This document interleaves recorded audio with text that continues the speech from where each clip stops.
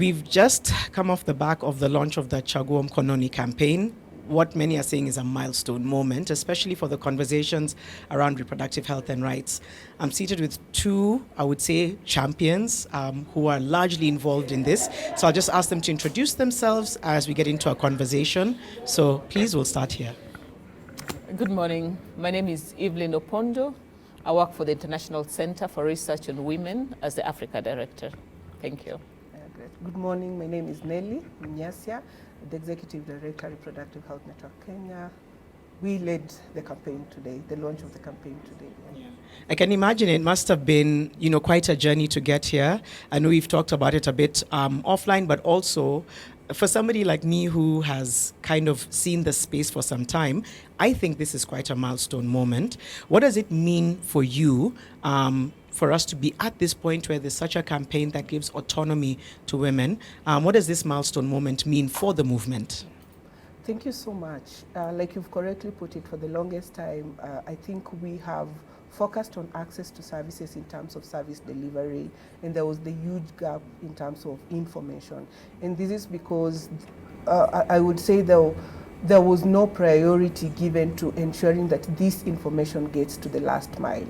And that is what has always contributed to the unmet need of family planning and just to SRHR in totality. So for me, the fact that Chaguo Mkononi allows women empowerment, it gives the women the power back and allows them to make the choices that they so much need about their body, about their lives. So I'm looking at this campaign as a vehicle towards ensuring that women get the right information, women comfortably make the choice at the comfort of their homes, women manage their SRHR needs at the comfort of their homes. Of course, it's going to take a while because we are looking at reaching the whole country, and we are excited that the government is a partner in this. So that means that they are also going to put this in their strategy and ensure that they use their other channels to reach out, to the women and girls that so much need these services. There's the component of the community health promoters who are very strong in the community. They're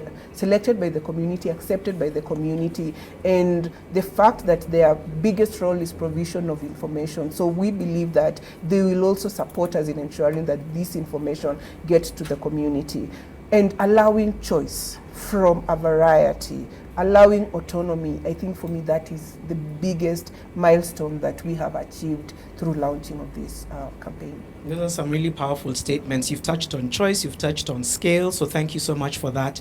Even I could as well also ask you something similar in terms of this being a milestone moment. From your perspective, how can this continue to be a prioritized conversation? And, just off the bat of what Nelly said, how do we continue to ensure the scale? What will that take? Yes, this campaign is important because it's about putting power back into the woman's hands, something that we've not seen much of.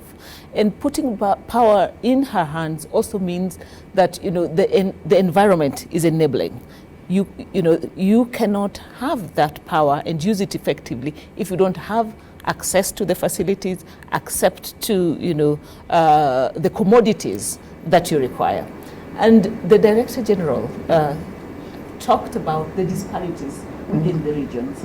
I think that is one critical thing that we need to address, this disparity. There's some parts of Kenya where women and girls are not accessing commodities.